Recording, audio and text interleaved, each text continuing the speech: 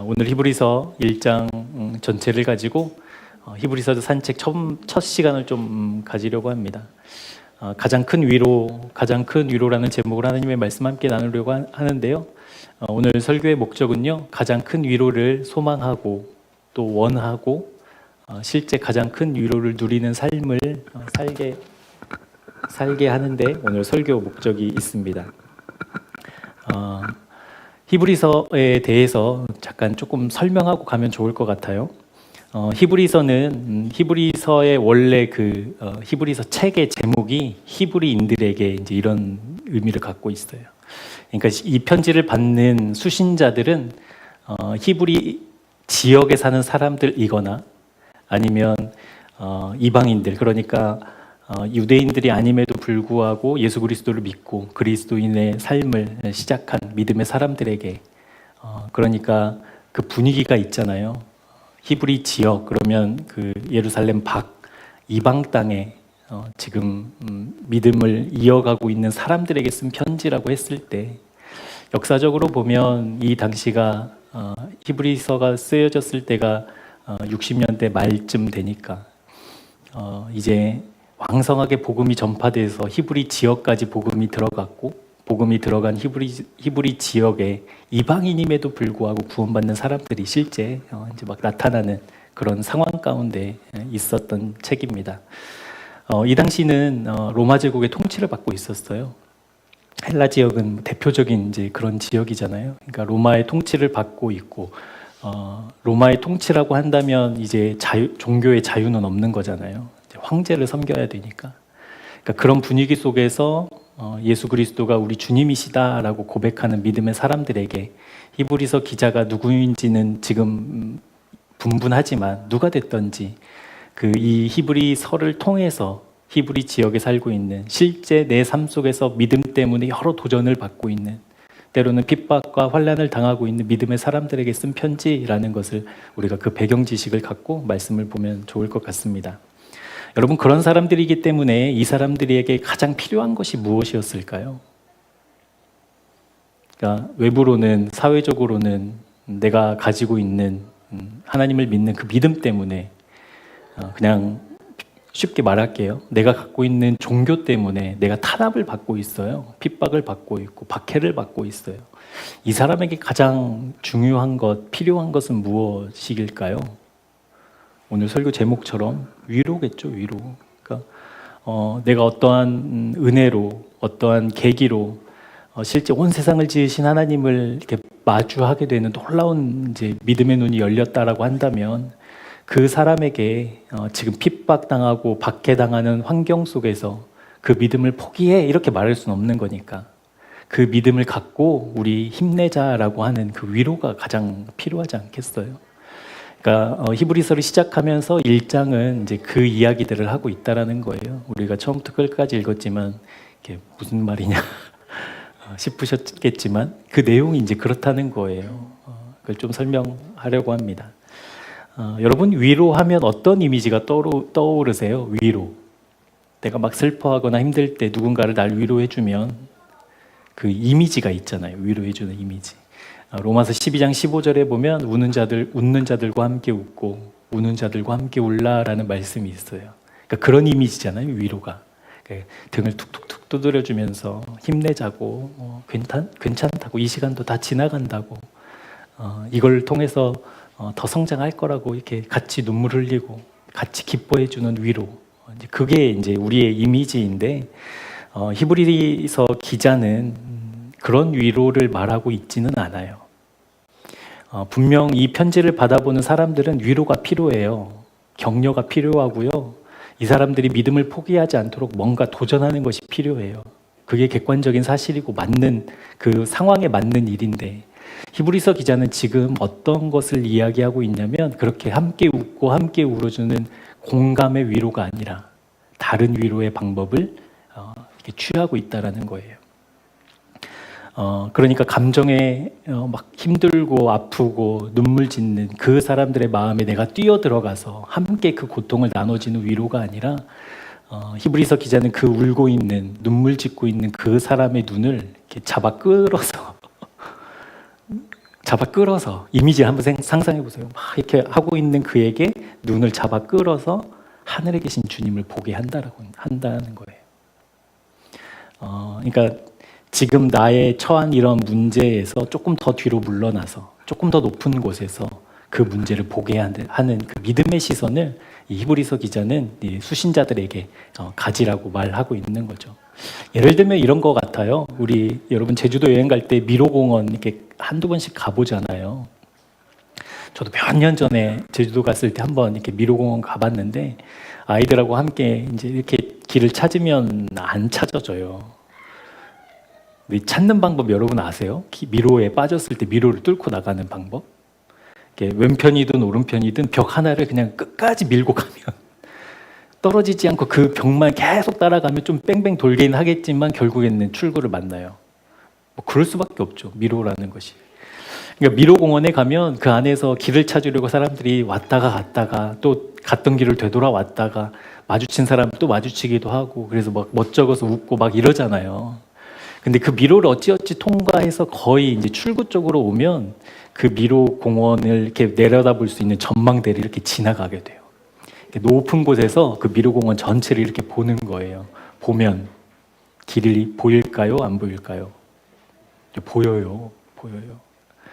그러니까 위에서 이렇게 보면 저 사람이 저기로 가면 막혔는데 그런데 그 사람 모르니까 막 가는 모습을 보면서 막 웃기도 하고 막 일행이 있다면 막 소리쳐서 거기 아니라고 얘기하기도 하고 그 이유가 뭐냐면 이 사람의 시선이 다르기 때문이에요. 높은 곳에서 보니까 길이 어디인지가 이제 눈에 확 들어오는 거죠.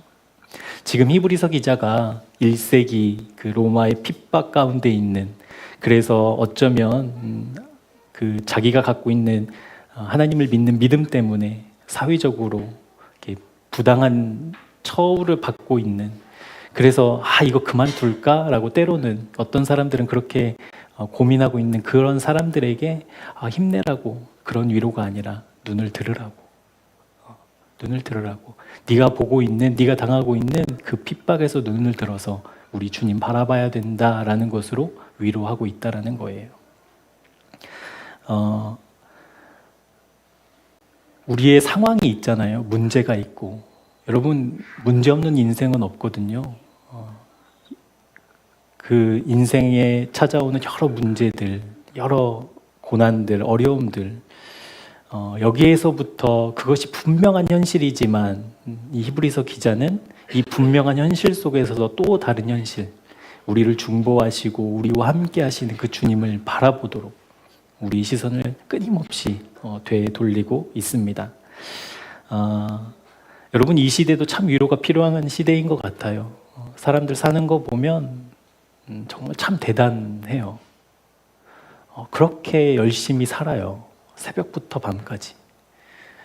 제가 아내를 이렇게 새벽에 좀 그 직장까지 좀 데려다 주는데 그 새벽에도 차들이 막혀가지고 막 힘들거든요.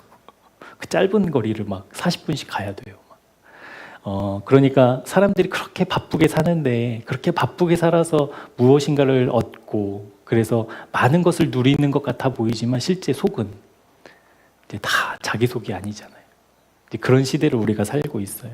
그러니까 치열함 속에서 살아남아야 되는, 그러니까 살아남는 것이 목적이 되다 보니까 정말 중요한 문제들을 이렇게 놓치고 사는 시대를 우리가 살아가고 있습니다. 지금 이 순간이나 우리가 살고 있는 2025년 대한민국의 상황이나 1세기 히브리 땅 헬라 지역에 살고 있는 그 믿음의 사람들의 상황이나 크게 다르지는 않는 것 같아요. 비슷한 처지에 놓여서 있는 것 같아요.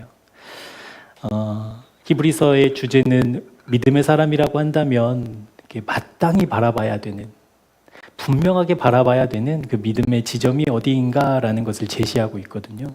그러니까 지금 우리가 살고 있는 시대에도 마찬가지로 치열함 속에서 막 살아남기 위해서 살아가고 있는 이 시대 속에서 우리가 믿음의 사람으로서 마땅히 바라봐야 할 것이 무엇인가를 히브리서를 통해 배우는 은혜의 시간 되었으면 좋겠습니다.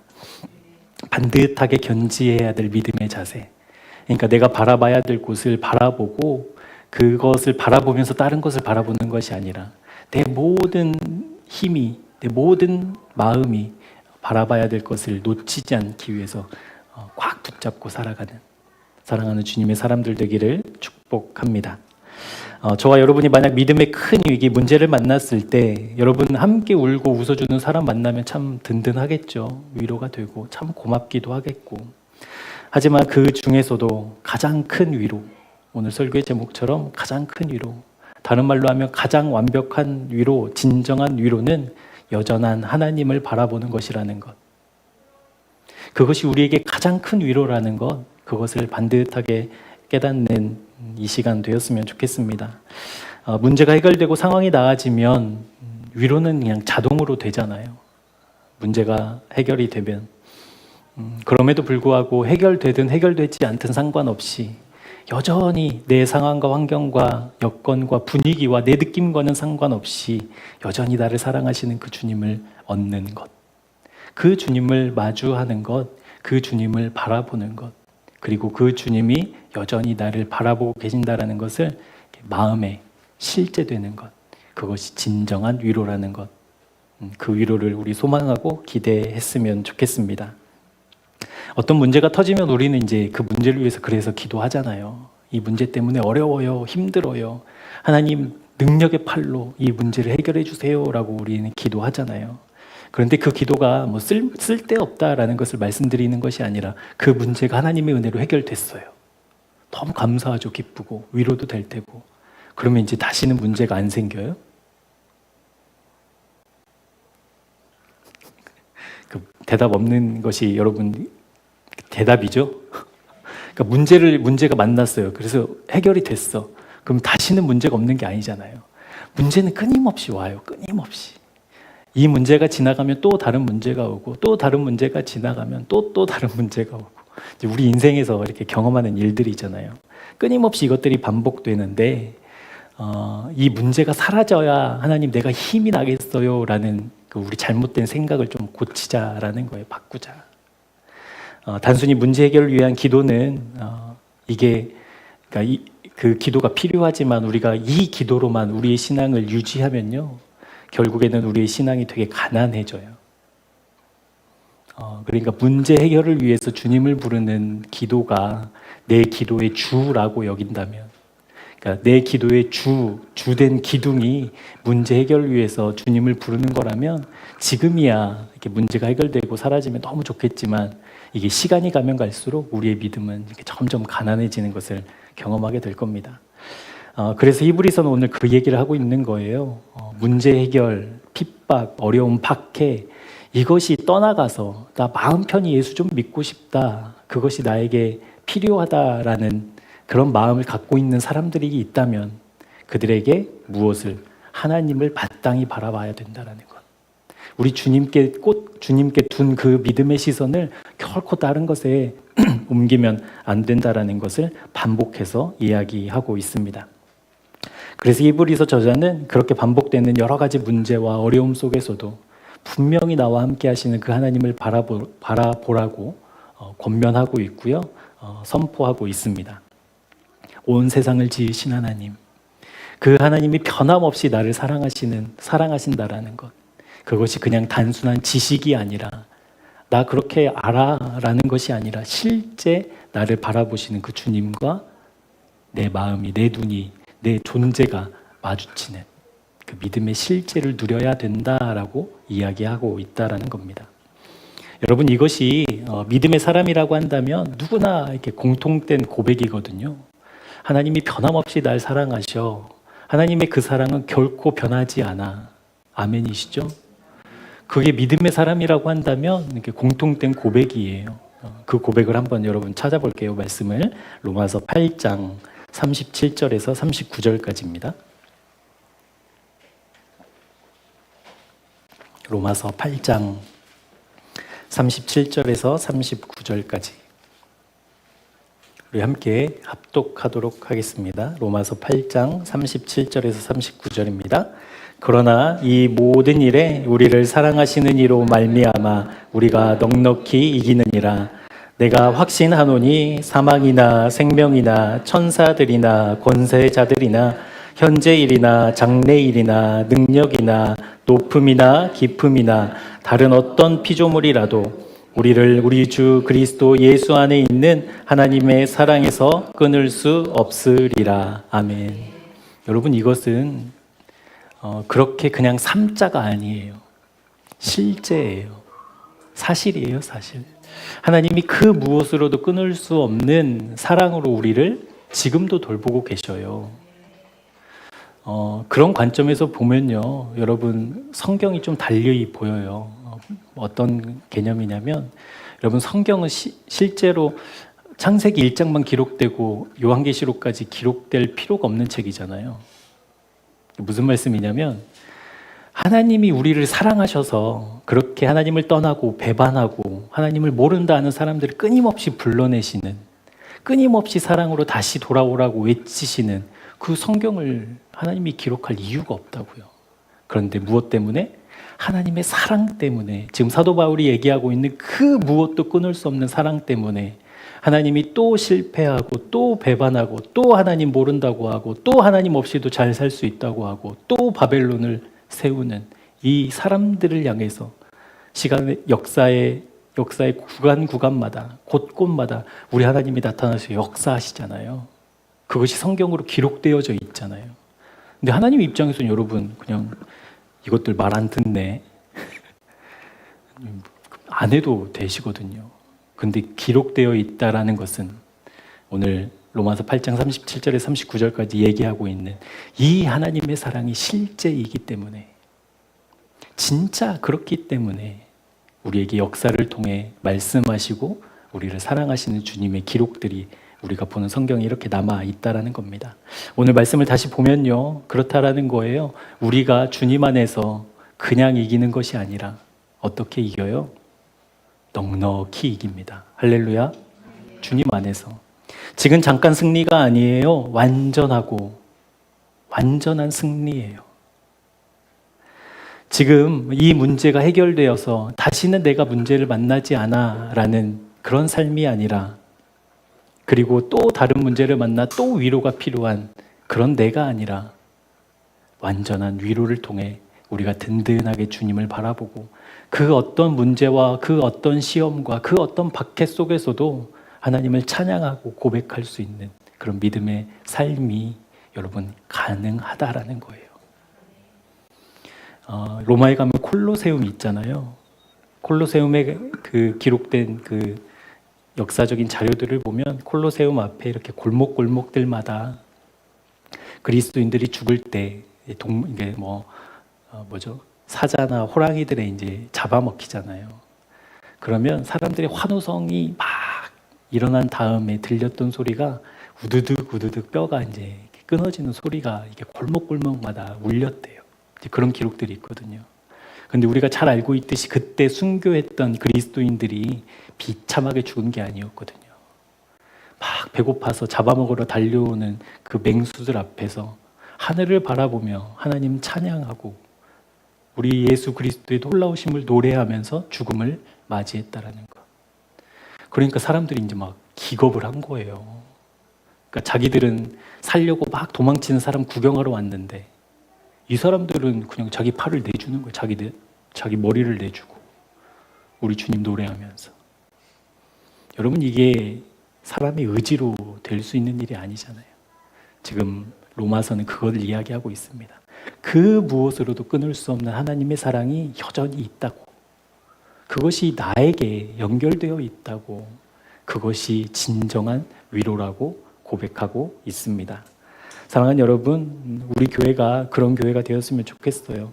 그러니까 어떤 큰 일을 만나고 위로가 필요한 사람들에게 함께 울고 함께 웃어주면서 그것으로 끝나지 않고 반드시 눈을 들어 주님을 보게 하는 그런 교회 되었으면 좋겠습니다. 그것이 진정한 위로이기 때문에 그래요. 함께 울어주는 만약에 제가 막 여러분이 막 슬픈 일을 당해서 같이 막 울어주는데 저희 이제 세 딸이 집에서 굶고 있으면 그래도 울어줘야 돼요. 어떻게 해야 돼요? 뭐 큰일이 저희 가족에 막 큰일이 났어요. 그러면 계속 울어줘야 돼요? 아니면 가야 돼요? 그러니까 함께 울어주겠지만 우리의 위로가 거기에만 있지 않다라는 걸 이제 깨닫고 우리 주님 봐야 돼. 그래도 우리 주님 여전한 사랑으로 그 무엇도 끊을 수 없는 사랑으로 우리를 사랑하고 계셔. 지금도 느껴지진 않겠지만 지금 그 일이 너무 커 보이겠지만 우리 주님 여전히 그 사랑으로 날 지키고 계신다. 우리 잊지 말자고. 그렇게 격려하는 그런 진정한 위로 있는 그런 교회 되었으면 좋겠습니다. 그래서 여러분 꼭 기도해 주셔요. 그런 교회가 될 수 있도록요. 우리 히브리서 본문으로 한번 돌아가 보겠습니다. 본문 1절과 2절 말씀입니다. 우리 같이 한번 합독하시죠. 옛적의 선지자들을 통하여 여러 부분과 여러 모양으로 우리 조상들에게 말씀하신 하나님이 이 모든 마지막 아들을 통하여 우리에게 말씀하셨으니 이 아들을 만유의 상속자로 세우시고 또 그로 말미암아 모든 세계를 지으셨느니라. 아멘. 그러니까 히브리서 기자가 지금 위로가 필요한 사람들에게 어디를 봐야 돼? 어디에서 시선을 놓치면 안 돼? 라고 이야기하고 있냐면 예수 그리스도. 마지막 날 그러니까 우리 주님이 십자가 지시고 승천하시면서 내가 곧 오리라 이제 이러셨잖아요. 그러니까 이제 주님이 오실 때 그 1세기의 역사적인 그 신앙과는 이제 긴박한 종말론을 갖고 있으니까 우리 주님이 이제 곧 와.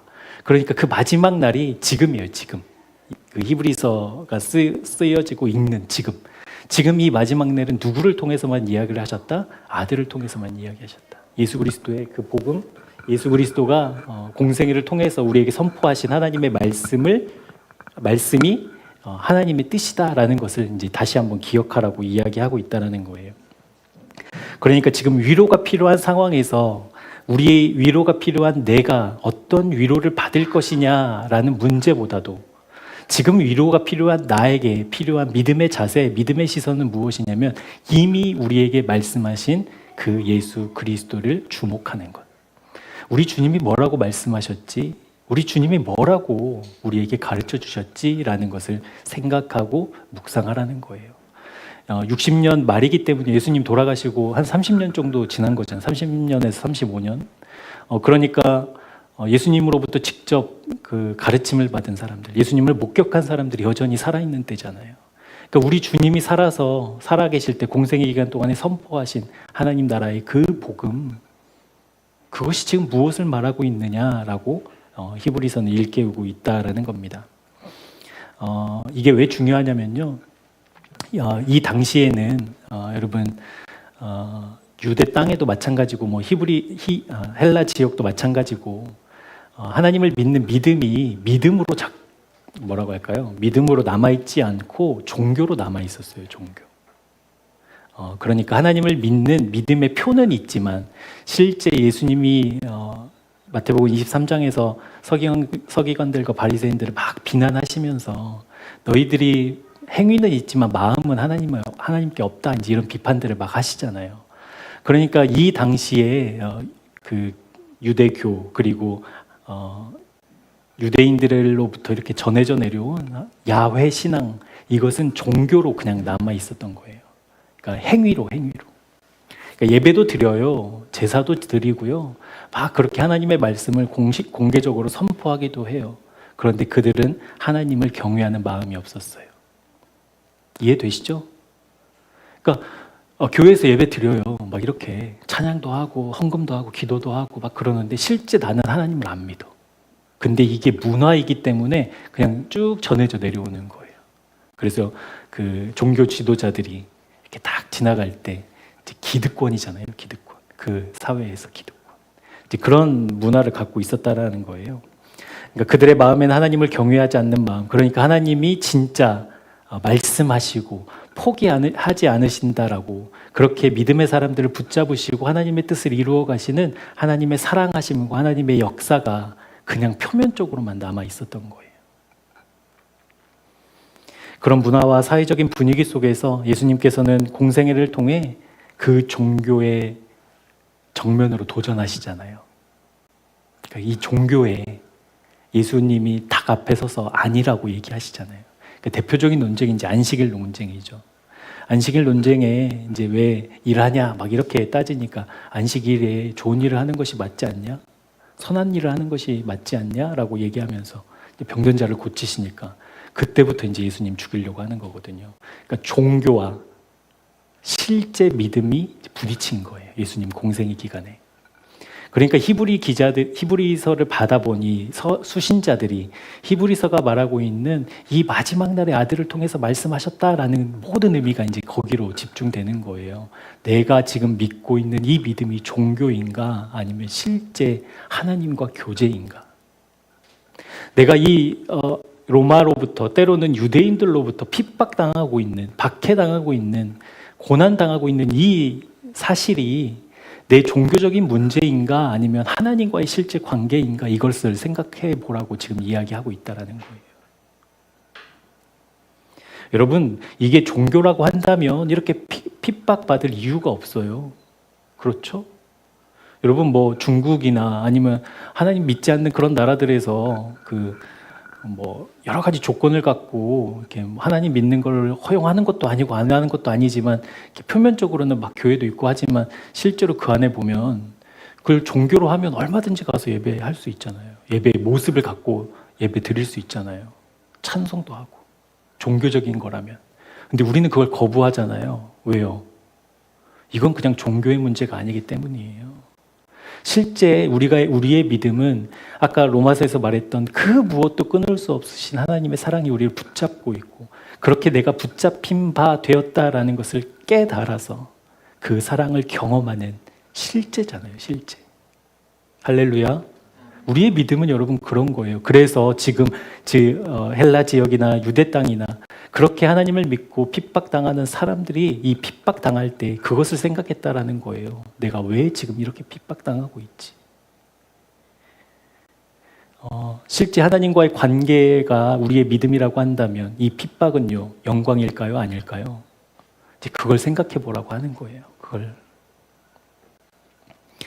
실제 우리와 관계 맺고 실제 우리와 교제하고 계시는 그 분이 누구이신가? 그분이 살아 역사하시는, 그리고 십자가의 죽음을 통해서 부활을 통해서 승천을 통해서 지금도 우리에게 현실되고 계시는 그 예수 그리스도. 그것이 3절부터 14절까지가 나와요. 3절부터 14절까지. 그냥 읽으면 이게 뭔 말인가 싶지만 예수님에 관한 이야기잖아요. 예수님은 이런 분이다, 이런 분이다, 이런 분이다 이걸 설명하고 있어요.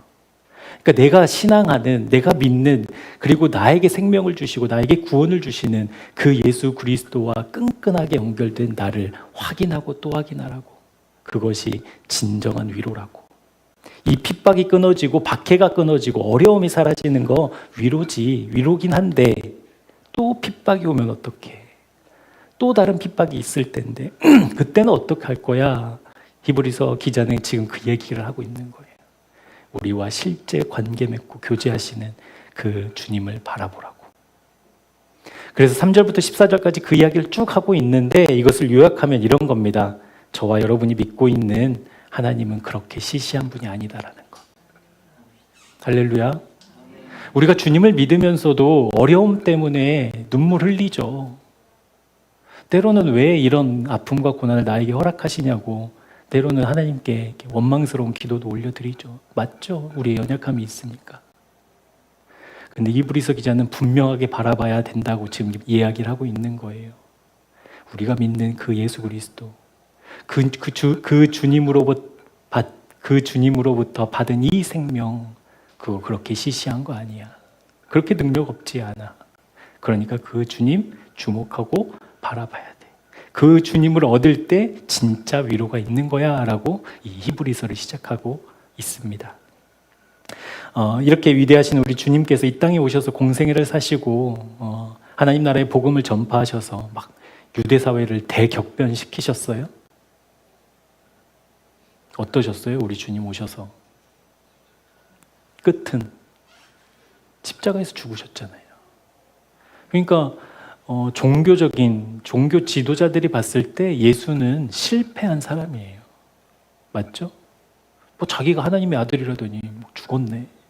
그리고 예수님 부활하고 막 그 무덤이 비어 있으니까 제자들이 훔쳐갔다 거짓말로 이렇게 막 이제 정리를 하잖아요. 그러니까 실제 우리 주님이 오셔서 보여주신 모습은 위로가 안 돼요.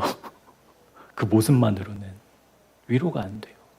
내가 예수 잘 믿으면 여러분 다 십자가에서 죽어야 돼 막 이러면 그 자체로는 우리가 위로가 안 되잖아요. 근데 그걸 넘어서는, 그러니까 예수님이 하나님의 아들로서 이 땅에 오셔서 이루신 모든 일들이 승리하고 뭐 탁월하고 모든 것에 그러니까 예수님을 안 믿고 막 못 배기는 정도 막 그런 게 아니라 실제는 죽으셨다니까요. 실제는 죽으셨어요. 이 죽음의 의미가 이제 그런 거예요. 이 죽음이 실제로는 정복될 수 없는 거였잖아요. 그러니까 모든 사람들의 최고의 고난이 죽음이잖아요. 근데 예수님이 실제 오셔서 이 죽으심으로 말미암아 이 죽음을 깨뜨리신 거잖아요. 그러니까 믿음의 사람은 그 개념이 있어요. 알아요, 이제. 그런데 지금 그 죽음의 권세를 뛰어넘으신 예수 그리스도를 믿으면서도 이 죽음과는 한참 미치지 못하는 어려움과 핍박 때문에 지금 내가 예수님께 등을 돌린다면 그거는 이제 말할 수 없다라는 거죠. 예수 그리스도를 바라봐라. 우리 주님 그렇게 시시한 분이 아니다. 우리 주님 그렇게 능력 없으신 분도 아니다라고 이야기를 하면서 히브리서 기자는 이 편지를 받아보는 믿음의 사람들에게 이렇게 이야기하고 있습니다. 이 땅에 오셔서 핍박받고 그리고 죽으시기까지 그 하나님의 뜻을 이루셔서 사람들은 예수가 실패했다라고 이야기하지만 실제 실패가 아니라 그것은 완전한 승리였잖아요. 죽음을 깨뜨리신. 마치 그런 것처럼 너희들이 지금 지금 핍박을 받고 있고 박해를 받고 있고 어려움을 당하고 있지만 그 어려움이, 핍박이, 박해가 나를 사랑하시는 주님의 그 사랑을 결코 끊을 수 없다라는 것. 그것이 진정한 위로라고, 그것만이 우리의 위로라고 지금 히브리서 기자는 이야기하고 있습니다. 그래서 히브리서 나중에도 살펴보겠지만 12장을 여러분 한번 펴보실래요? 히브리서 12장.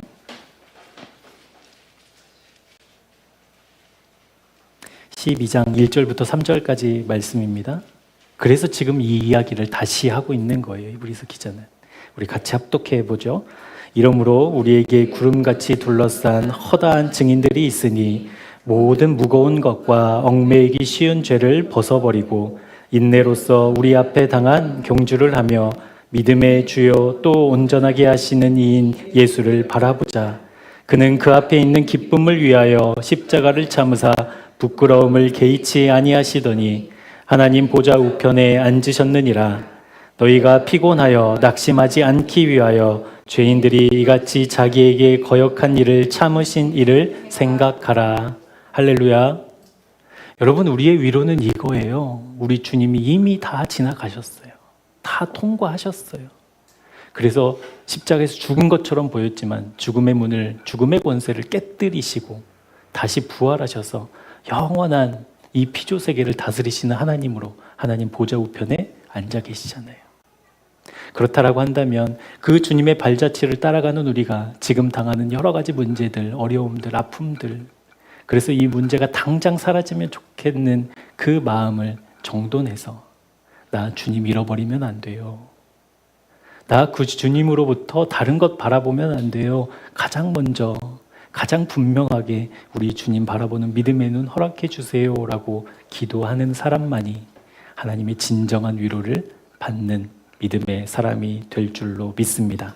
사랑하는 교회, 사랑하는 새생명교회 교우 여러분, 이미 우리 주님께서 그 일을 이루셨어요. 이미 이루셨어요. 그렇다라고 한다면 이미 이루셨기 때문에 그 이미 이룬 것을 바꿀 수 있는 지금의 문제는 없어요. 힘든 건 맞죠. 힘든 건 맞죠. 힘든 게 사실이죠. 그래서 주님이 우리에게 교회를 허락해 주신 거예요. 그래서 위로하고 서로 격려해서, 그래서 힘을 내라. 그것으로 끝나지 않고 힘을 내서 뭐하라? 우리 주님을 다시 붙잡으라고, 우리 주님을 다시 바라보라고. 그 죽음을 뚫고 하나님의 뜻을 성취하신 예수 그리스도, 그 주님의 길을 우리가 지금 걷고 있는 거라고. 그래서 혹여나 그만두고 싶다, 이제 좀 쉬었으면 좋겠다라고 말하는 사람들이 있다면 믿음의 사람들과 함께 예수를 바라봐라. 이 진정한 위로가 우리 교회에 가득 넘쳤으면 좋겠습니다. 그리고 그것만이 우리 진짜 위로라고 믿음으로 선포하는 오늘 이 밤 되기를 주님의 이름으로 축복합니다. 기도하겠습니다. 로마의 압제와 동족의 핍박 속에서도 믿음을 지켰던 초대교회 교인들에게 히브리서 기자는 다른 어떤 것보다도 우리의 구원자 되시는 예수님을 주목하기를 바랬습니다. 그 당시와 지금은 다를 것 없는 영적 위기에 놓여 있습니다. 우리는 너무나 편안하고 너무나 부유하고 너무나 안전해서 하나님을 믿는 일이 종교가 되어버리고 관념이 되어버린 이 위기의 시대 속에 히브리서를 통해 주님의 마음을 보게 하신 하나님 감사합니다. 사랑하는 주님, 주께서 택하시고 부르신 주님의 사람들이 그들이 처한 환경의 문제에 느낌에 속아 주님을 잃어버리지 않도록 아들을 통하여 말씀하신 생명의 말씀에 귀 기울이는 믿음을 허락해 주옵소서. 진리의 말씀 위에 굳게 서서 그 무엇도 흔들 수 없는 하나님의 자녀됨을 이 험한 세상 속에서도 누리며 기뻐하며 찬송하는 우리 모두가 되게 하여 주옵소서. 영광 받으시기 합당하신 우리 주 예수 그리스도의 이름으로 기도합니다. 아멘. 하나님 참 감사합니다. 온갖 상처와 핍박과 환난 가득한 이 땅에 사는 우리를 긍휼히 여기셔서 보이지도 들리지도 만질 수도 없는 하나님이 실제되는 은혜 베풀어 주셔서 그 어떤 상황에서도 진정한 위로자 되시는 주님을 얻는 복 허락해 주심에 감사합니다. 날마다 우리의 삶 속에서 함께 하시는 주님을 바라보는 믿음의 눈을 갖게 하여 주옵소서. 그 믿음의 실력을 가지고 이 땅을 살아가는 사랑하는 주님의 백성들이 될 수 있도록 주여 은혜 베풀어 주옵소서. 환경의 상황이 지지 않고 믿음으로 담대히 일어나 하나님의 영광을 노래하는 주님의 증인으로 자라가기를 축복하며 기도합니다. 이 교회를 통해 흘려보내주시는 믿음과 사랑과 은혜가 사랑하는 교회의 구석구석까지 흘러들어가 함께 하시는 주님으로 말미암아 모든 일상 속에서 주님을 찬송하는 교회 되게 하여 주옵소서. 오늘 주신 말씀을 기억합니다. 그 누구도 그 무엇도 진정한 위로가 될 수 없습니다. 오직 주님만이 우리의 참 위로자 되시오니 우리 마음에 찾아오셔서 우리를 다스리시고 사랑과 은혜 베푸셔서 우리의 모든 시간과 공간이 기쁨과 찬송과 감사로 채워지는 복 누리게 하여 주옵소서. 이제는 우리 구주 예수 그리스도의 은혜와 하나님 아버지의 측량할 수 없는 사랑하심과 성령 하나님의 위로하시고 자라게 하시고 찬송케 하시는 역사가 사랑하는 주님의 몸된 교회와 교우들의 모든 삶과 가정들마다 지금부터 영원토록 함께 하옵시기를 간절히 축원하옵나이다. 아멘.